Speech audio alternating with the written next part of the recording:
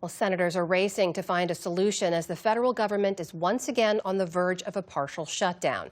This time, there's hope for a bipartisan deal on the key issue, the conduct of ICE and other DHS officers. Congressional correspondent Lisa Desjardins has been following it and is here with the latest. So, Lisa, a day away from another partial shutdown. Where do things stand? We have news. We have breaking news, in fact. So per multiple sources, there is a deal on the table now between Republicans and Democrats. As I speak to you, what's happening in the U.S. Senate, they're going through a process called hotlining it, meaning especially Republican senators, they go along with a fast-track vote on all of this as soon as tonight. So let's talk about what's in this potential deal, first of all. Okay, now, this would fund the 5 agencies involved that need funding, all but DHS, for full funding for the rest of the fiscal year.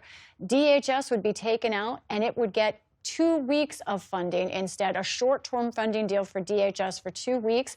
That would allow then, in the meanwhile, time for lawmakers to work out a potential deal on ICE and DHS conduct. Now, this is a breakthrough, and I am told that the White House has been part of this negotiating all along, so we think that the president is on board as well. But there are still issues ahead of this. This is not necessarily easy. First of all, some Senate Republicans do have concerns, are skeptical about the spending, including earmarks in this package, and how ICE is treated. In addition, there is Speaker Johnson. His office confirms to me that he has concerns about this short-term Homeland Security fix. Now, at the same time, the House is not even in session, Amna.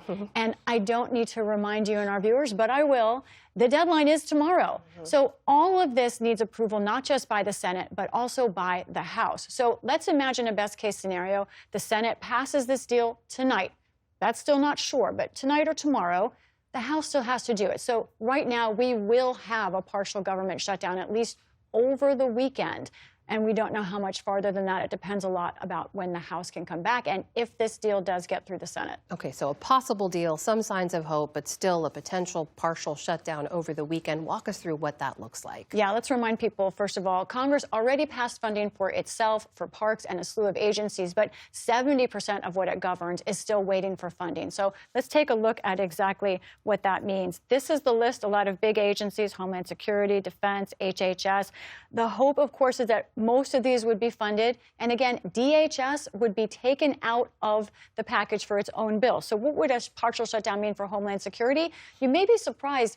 ICE, for example, is already funded. So is CBP by a surge in funding that happened last summer. How about the other parts of Homeland Security? Look at that. FEMA, that has reserves. TSA, and also the Coast Guard. Those agents, people working for those agencies, are paid until February 13th. So what's the bottom line here?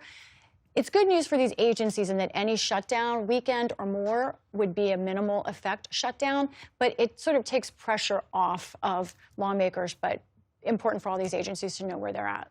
Meanwhile, Lisa, you reported on the shift you heard among senators on working towards a deal. This is a big shift for the White House, for President Trump to want to work towards compromise and a deal. What's your reporting on why? This takes us back to other times where you would see a White House engaging and sort of open to compromise in a way that we haven't seen from this Trump administration. Yes, I think it's the reality on the ground that mattered, the videos of Americans and how they were treated, especially Alex Preddy. And today, I think we heard about from Democrats constitutional questions. House Democratic leader Hakeem Jeffries brought up this idea that search and seizure protections had been on the line and affected Republicans as well. These extremists seem to believe that the Fourth Amendment does not apply to DHS enforcement activity. They've lost their minds, and the American people know it. Now, where we are tonight, of course, is that we're hoping for this deal, or many who are on board want this deal for funding. If they get this deal, then we will have a 2-week conversation about what needs to happen with ICE and DHS themselves. And we know that will be, again, a hard conversation. Very big thanks to you, Lisa, and a very happy birthday to you as you well on this day. It's Lisa Desjardins. Support journalism you trust. Support PBS News. Donate now, or even better, start a monthly contribution today.